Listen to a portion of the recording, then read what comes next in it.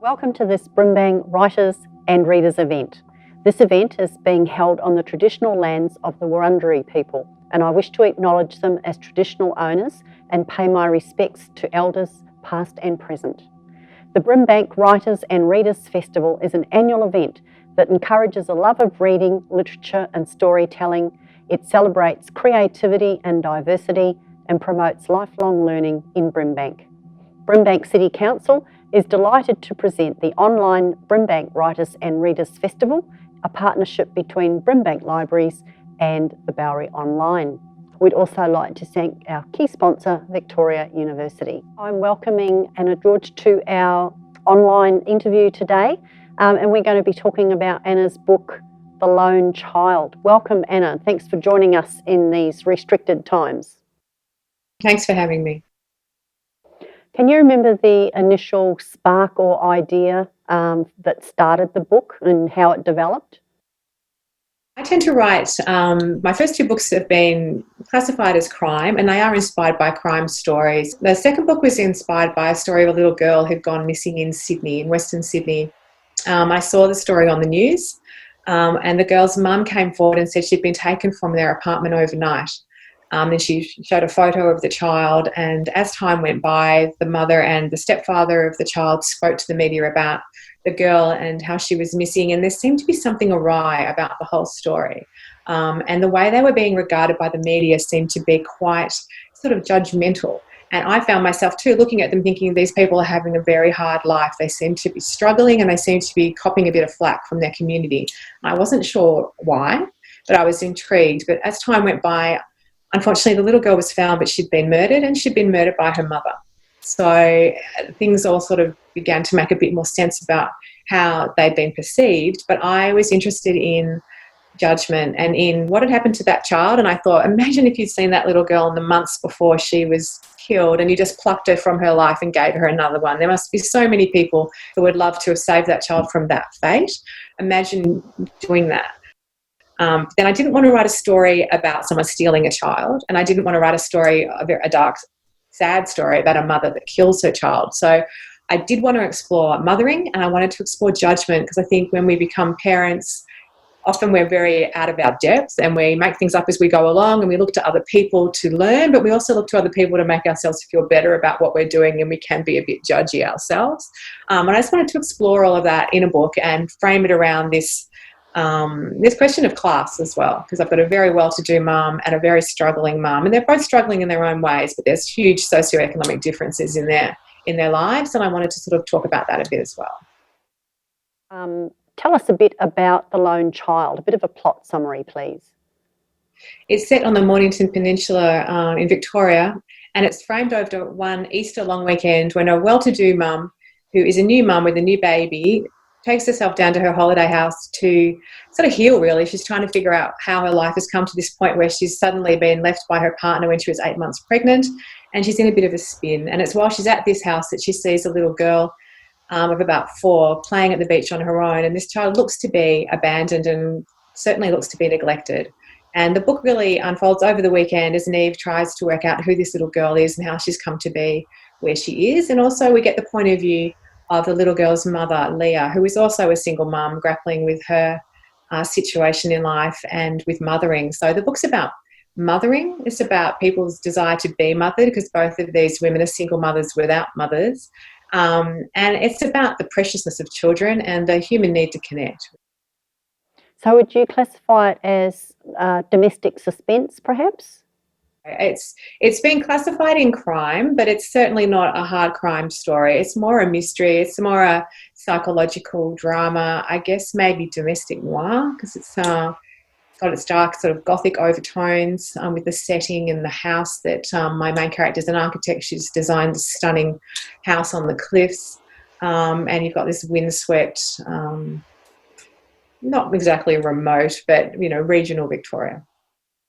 I'll read from the opening of the book, which is where Neve is my main character who's moved to Flinders, first sees this little girl at the beach.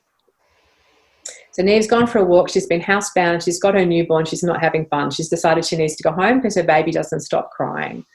So as she turned for home, the clouds split A column of sunlight appeared bright and wide and captured a patch of sand by the water's edge about 40 metres away. She paused, transfixed by the simple beauty of light. A moment later, a figure danced across the spotlit sand. Bare-legged and tiny, it was draped in ropes of weed and swirling, making the tendrils fly.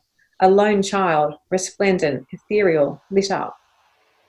Neve wiped her eyes, but the child remained. She scanned the wind-swept foreshore. Who's responsible for it? Beyond the mounds of seaweed, the sand stretched toward long grass and bracken. Above the beach, a dozen split-level houses were braced into the hill. At the end of the beach, a dirt path led up to the road. The beachscape, including the vast and eclectic balconies of her neighbours' holiday homes, were empty. Damn, she thought, not me. So how much research did you have to do? And what was the strangest or most interesting thing that you had to research for this? I tend to write stories about relationships and people, so in a way you don't need heaps of research with that, but I have a stonemason in the story who is a third point of view cell. I know nothing about stonemasonry, so I researched stonemasonry, I interviewed a stonemason.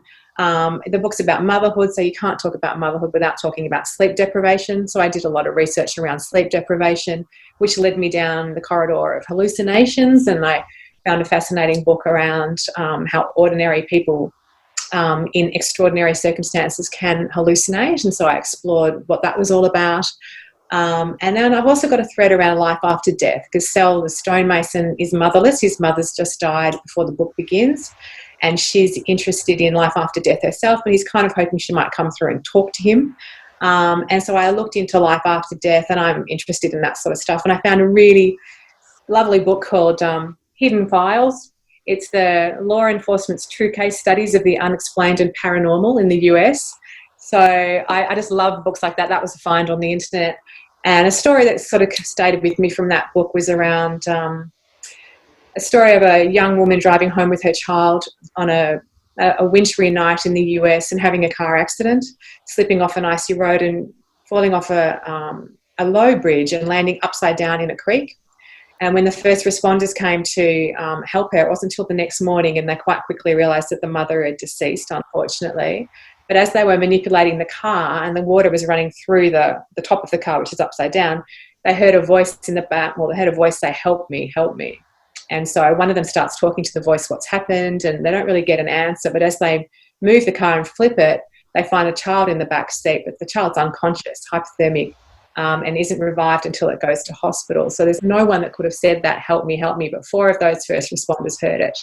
And I love stories like that. They give me the tingles, and that's the sort of stuff that I love to seed into my writing in different ways. So all of the research I've done finds its way into the story in subtle ways, hopefully. So are you working on the next book? Can you tell us a tiny bit about it? Look, I am, and to be honest, I'm not sure that I'm allowed to talk about it. I should have checked that before I sat down. It comes out next year, so I'm same publisher, Penguin Random House, and it's a completely different type of book. So I've written these 2 crime, quite dark books, but ultimately, hopeful, I hope, moving into a much lighter area. So I'm writing with a comic sort of tone now, my new book. Same sort of issues around women and contemporary society and gender, moving into that space, but quite different from my first 2 books. Yeah. So the big question, what 5 books would you take to a desert island?